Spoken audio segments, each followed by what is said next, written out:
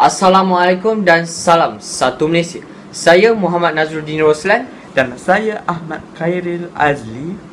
Segamat, 3 pendengar motosikal meninggal dunia dalam kemalangan membabitkan motosikal masing-masing dengan lori membawa muatan kayu getah di kilometer 7 Jalan Segamat Labis jam 3.40 pagi semalam. Syam 27 dan Azrul 18 meninggal dunia di lokasi, manakala Muhammad Emir 24 meninggal dunia ketika dirawat di hospital daerah Segamat jam 6.30 pagi semalam.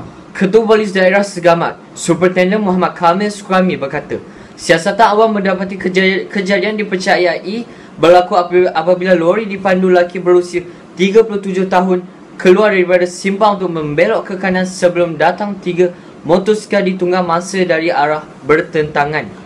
Ketiga-tiga masa meroboh badan lori terbabit. Akibatnya mereka parah di kepala dan badan. Ketiga-tiga Kawasaki RR150 ditunggang rosak, katanya ketika ditemui di Ibu Pejabat Polis Daerah IPD Segamat. Menurut beliau, kira-kira setengah jam sebelum itu, sepasukan anggota trafik IPD Segamat baru selesai menjalankan ops roda dan mengeluarkan 25 saman terhadap pesalah di sekitar lokasi kemalangan. Muhammad Kamil berkata, saksi kejadian diminta tampil membantu siasatan dan kes disiasat di bawah Seksyen 41-1 Akta Pengangkutan Jalan 1987. Kuala Lumpur, hasrat murni seorang anggota polis daripada unit rondaan bermotosikal membantu seorang lelaki kelainan upaya OKU ketika membuat rondaan menjadi viral di laman sosial selepas tindakannya itu mendapat pujian netizen. Bukan itu sahaja, tindakan tersebut turut menarik perhatian Ketua Polis Negara Tan Sri Khalid Abu Bakar yang turut memuat naik gambar berkenaan di laman sosial Facebook miliknya.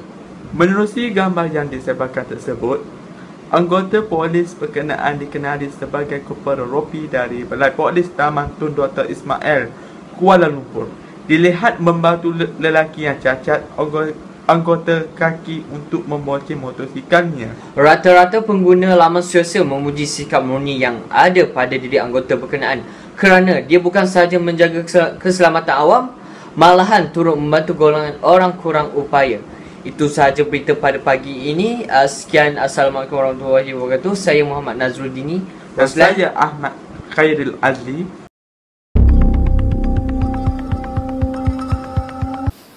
Assalamualaikum warahmatullahi wabarakatuh. Salam sejahtera dan salam satu Malaysia. Saya Muhammad Syazwan akan menyampaikan berita sukan. Sukan Olimpik musim panas 2016 kembali lagi.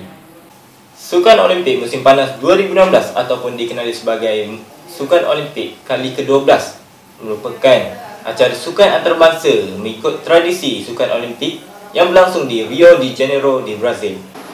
Sukan Olimpik musim panas 2016 bermula pada 5 Ogos sehingga 21 Ogos 2016. Terdapat lebih daripada 10,500 atlet dari 206 buah negara yang mengambil bahagian, termasuk penyertaan buat pertama kali dari Kosovo dan Sudan Selatan. Terdapat 306 set pingat dan 24 acara yang ditampilkan pada Sukan Olimpik ini, termasuk rugby dan golf yang ditambah oleh Jabatan Kuasa Olimpik Antarabangsa pada tahun 2009. Acara sukan ini mengambil tempat di 33 venue di bandar utama, iaitu di Brazil. Kini kita akan bersiaran secara langsung bersama wartawan Adi Putra bagi perkembangan semasa bagi Sukan Olimpik musim panas 2016. Terima kasih kepada rakan pembicara kita yang berada di studio. Kini saya berada di Rio de Janeiro di Brazil untuk menyampaikan perkembangan semasa untuk Sukan Olimpik musim panas 2016. Kini saya bertuah kerana dapat menerima seorang yang sangat terkenal di Malaysia yang digelar sebagai belia sukan negara, iaitu Datuk Khairi Jamaluddin. Datuk, Assalamualaikum Datuk. Waalaikumsalam. Okey Datuk, saya nak bertanya macam mana dengan atlet negara kita dan apa target untuk Sukan Olimpik tahun ini? Atlet negara kita semua dalam keadaan baik belaka. Kita telah menghantar semula 30 peserta dan telah menyertai sebanyak 50 acara dalam Sukan Olimpik ini. Kita target untuk mendapat 10 pingat emas, dan untuk mengkonfirmkan target kita lagi, kita ada Datuk Lee Chong Wei dan Pandai Reno untuk mendapat 2 pingat emas. Oh, baiklah. Untuk soal terakhir Datuk sebab saya tengok Datuk macam mana sibuk Okey, apa harapan Datuk untuk semua atlet negara kita dalam Sukan Olimpik musim panas 2019 ini? Harapan saya untuk mereka dapat membuat prestasi yang terbaik untuk acara sukan masing-masing mereka, dan boleh bawa pulanglah pingat emas ke tanah air negara kita sendiri. Okey, baiklah. Terima kasih Datuk kerana sudi luang masa Okey.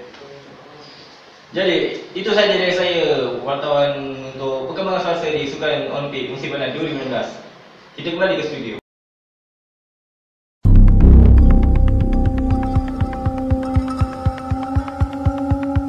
Assalamualaikum dan salam sejahtera. Saya Ahmad Ashraf akan menyampaikan beberapa berita terkini. Pertama sekali, 2 pelajar Universiti Teknologi Mara UiTM maut dan seorang cedera parah dalam kemalangan jalan raya membabitkan sebuah kereta dan sebuah lori di Jalan Expressway Kota Samarahan, iaitu di kawasan lampu isyarat lalu lintas di depan Universiti Malaysia Sarawak Unimas di Kota Samaratan. Menurut jurucakap Jabatan Bomba dan Penyelamat Kemalangan, pada kira-kira jam 4.17 pagi tadi dipercayai berlaku selepas kereta perurua kelisa itu melanggar bahagian belakang lori berkenaan di lampu isyarat, dan kesemua bangsa adalah wanita dan pelajar UiTM kampus Kota Samarahan. 2 mangsa yang meninggal dunia di tempat kejadian dikenali sebagai Mirna Ejo 23 tahun dan Siti Nurzainah Zainuddin 25 tahun. Kedua-duanya berasal dari Sandakan, Sabah, iaitu penumpang kereta yang malang itu.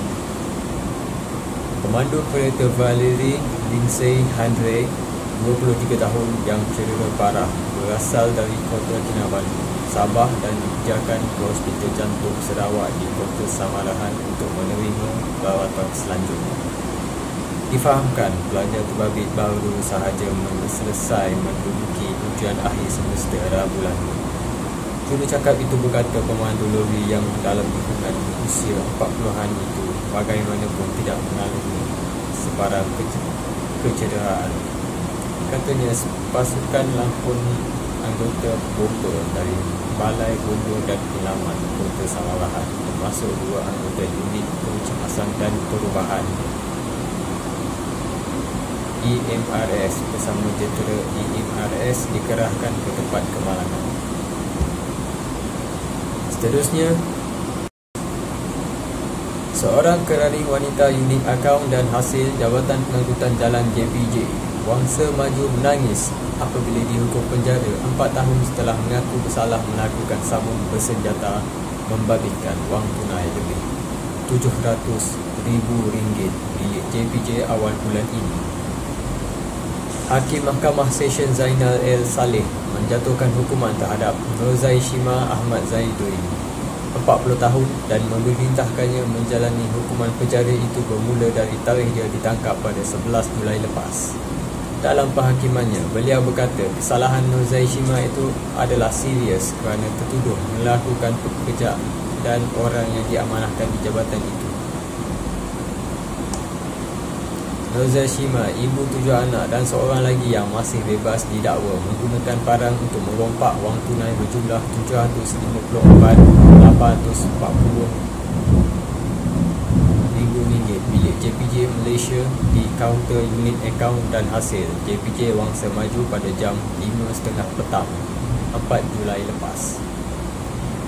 Tertuduh yang berselendang biru dan berbaju kurung merah jambu didakwa mengikut Seksyen 395 Kanun Keseksaan dan dibaca bersama Seksyen 397 Kanun Sama yang membawa hukuman penjara maksimum 20 tahun dan boleh dikenakan sepat.